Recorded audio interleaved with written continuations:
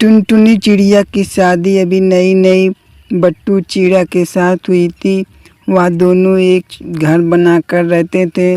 दोनों बहुत ही अच्छे और चंचल स्वभाव के थे। वो दोनों हर किसी की मदद करते थे। एक दिन दाना चुरकन दोनों घर आ रहे थे। उन्होंने देखा कि उनके घर के सामने एक जख्मी कबूतर दर्द के मारा चिल्ला रहा है। उसको बहुत ज़्यादा चोट लग गई। उन्होंने तुरंत उसके पास आते हैं। अरे क्या हुआ कबूतर भाई, तुम यहाँ कैसे गिर गए हो? तुम्हें तो बहुत ज्यादा चोट लग गई है। तुम्हारे शरीर में से खून भी बह रहा है। बस चिड़िया बहन, मैं ऐसे ही दाना चुनकर उड़ते हुए जा रहा था। यार थोड़ा मुझे चक्कर आ गया और पेड़ से टकराकर मैं गिर था और मेरा ये हाल हो गया। अरे कबूतर भाई, तुम्हें देखो अधिक चोट लग गई है। तुम आज चलो हमारे घर, तुम्हारा कुछ मलहम पट्टी कर दे। खाना पीना खाकर आराम कर लेना। उसके बाद कल सुबह चले जाना तुम घर। ठीक है भैया, आप लोग का बहुत बहुत धन्यवाद भैया। अरे भैया, आप भी क्या धन्यवाद की क्या बात कर रहे हो? हम भी आप ही जैसे हैं। जैसे इंसान के काम आता है, वैसे हम भी पक्षी के काम नहीं आएंगे तो हम पक्षियों का जीवन ही क्या रह जाएगा भैया। ठीक है बहना। फिर दोनों ने कबूतर को अपने घर लेकर आते हैं। उसके जख्मों पर मलहम पट्टी करते हैं, पट्टी लगाते हैं और उसको। कबूतर भैया, मैं अब आपके लिए खाना लेकर आती हूँ। फिर आप खाना खाकर थोड़ी देर आराम कर लीजिए। उसके बाद कल सुबह चले जाना आप घर अपने। हाँ कबूतर भाई, तुम खाना खा लो, उसके बाद थोड़ा आराम कर लो, फिर घर चले जाना। मलहम पट्टी तुम्हारा हो गया, तुम्हें ज़्यादा दर्द नहीं होगा। ठीक है भैया, ठीक है बहन। आप लोग मेरे लिए इतना सब कुछ कर रहे हो। भगवान आपकी रक्षा करे। भगवान आपको हर मुसीबत से बचाएगा। ठीक है भाई, मैं जाती हूँ। फिर टुनटुनी चिड़िया वहाँ से चल देती है कबूतर के लिए खाना आने।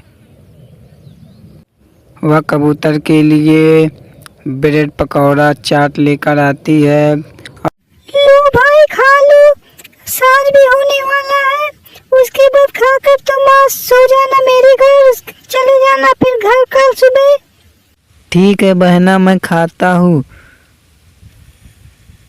फिर कबूतर वह ब्रेड पकौड़ा खाता है और उसके बाद वह खा लेते। उसके बाद टुनी चिड़िया और वह दोनों कबूतर को सुला देते हैं। फिर कल सुबह कबूतर। चिड़िया बहन भैया, अब मैं जाता हूँ घर। आप लोग के जितना बड़ा एहसान मेरे साथ कर दिया हो, मैं ये ज़िंदगी भर नहीं भुला पाऊँगा। ठीक है कबूतर भाई, संभाल के जाना। ठीक है कबूतर भाई, तुम जाओ आराम से। फिर वह चला जाता है। चिड़िया के घर के बगल पास ही में एक नया पड़ोसी आया है जिसका नाम कल्लू कावा है। वह एक बकरी लेकर आया है जो इंसानों की तरह है। बट्टू जी, हमारे घर के बगल एक नया पड़ोसी आया है। वह जो कि एक बकरी लेकर आया है, वो इंसानों की तरह चलती है और बोल भी सकती है। तो फिर चलो उस पड़ोसी से मिल ले और बकरी को भी देख ले। फिर दोनों वहाँ चले जाते हैं कल्लू कावे के पास। और भैया, आपका क्या नाम है? हम आपके पड़ोसी हैं, हम ही बगल में रहते हैं।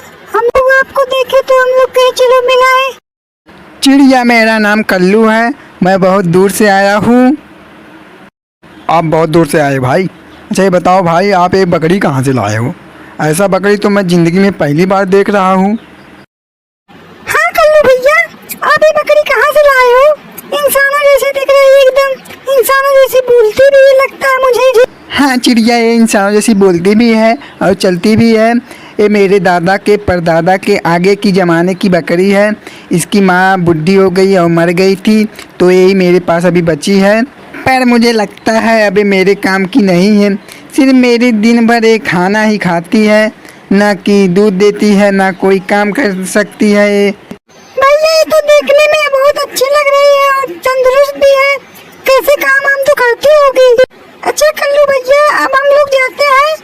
फिर दोनों कल्लू के घर से वहाँ से चल देते हैं। फिर अगले दिन सुबह को तो लगती है कि सच में अब तू मेरे काम की नहीं है। अब तू दूध भी नहीं देती, कुछ काम भी नहीं कर सकती है, अब तुझे बेचना ही पड़ेगा। नहीं कल्लू, तुम मुझे मत बेचो, मैं भी काम तो करती हूँ, मैं भी तुम्हारे काम आ सकती हूँ। नहीं, तुम मेरे काम के नहीं हो। मैं कोई अच्छा ग्राहक देखकर तुझे बेच दूंगा। पास ही एक पेड़ पे बैठी टुनटुनी चिड़िया ये सब देख रही थी। वह तुरंत कल्लू कावा के पास जाती है उड़ते हुए। उसके पास आकर कहती है, कल्लू भैया, क्या आप इस बकरी को बेचना चाहते हो? हाँ चिड़िया, मैं इसे बेचना चाहता हूँ। अब ये मेरे कोई काम की नहीं है, क्या तुम इसे खरीदोगी क्या? हाँ भैया, खरीदना तो चाहती हूँ, पर आप इस बकरी का कितना पैसा लोगे? देखो चिड़िया, ये बकरी तो मेरे कोई काम की नहीं है, पर ये तुम्हारे लिए एक जादुई बकरी से कम नहीं रहे। मैं इसको तुमसे ज़्यादा नहीं 10,000 रुपया लूँगा। अगर तुम्हें लेना है तो बता दो। ठीक है भैया, मुझे दे दो आप। फिर चिड़िया कावा को पैसे देती है और वह बकरी को अपने घर लेकर चली आती है। बकरी, मैं तुम्हारे लिए खाना लेकर आती हूँ, तुम्हें ही रहना, कहीं मत जाना। फिर चिड़िया बकरी के लिए चारा लाकर देती है। चिड़िया पहले ही दिन से बकरी की बहुत सेवा पानी करती है। उसी शाम को रात को बट्टू चिड़ा टुनटुनी चिड़िया दाना चुनकर घर लौट रहे थे। तभी अचानक बट्टू को एक चुड़ैल पकड़ लेती है। वह चुड़ैल देखने में बहुत डरावनी और उसके 3 सर थे। हे भगवान, ये क्या हुआ? ये तो एक चुड़ैल आ गई, मेरे बट्टू को पकड़ लिया। वह चुड़ैल मेरे पति को छोड़ दे, नहीं तो मैं भी तुझे मार दूंगी। मेरे पति को छोड़। तो मुझे मारेगी? तू एक चिड़िया है नन्ही सी, मैं तो तुझे छोड़ दे रही हूँ। मुझे बस एक ही जान की ज़रूरत है। मुझे एक बलि कम पड़ रही है और इसकी बलि मैं दूंगी। आज रात को 12 बजे इसकी बलि मैं दे दूंगी और इसे कोई अब नहीं बचा सकता। तू तो इसको कुछ भी नहीं कर सकती। तू जिसको बुलाना चाहती है जा बुला ला, मैं इसे नहीं छोड़ूंगी। मैं इसकी बलि चढ़ाने जा रही हूँ अब। मैं अभी जाती हूँ। फिर चिड़िया वहाँ से जाती है और बकरी के पास आती है। वह कहती है, बकरी बकरी, तुम चलो मेरे साथ। बट्टू चिड़ा को मेरे वो चुड़ैल पकड़ ली है और उन्हें मारना चाहती है। उन्हें आज 12 बजे मार देगी। तुम चलो जल्दी से।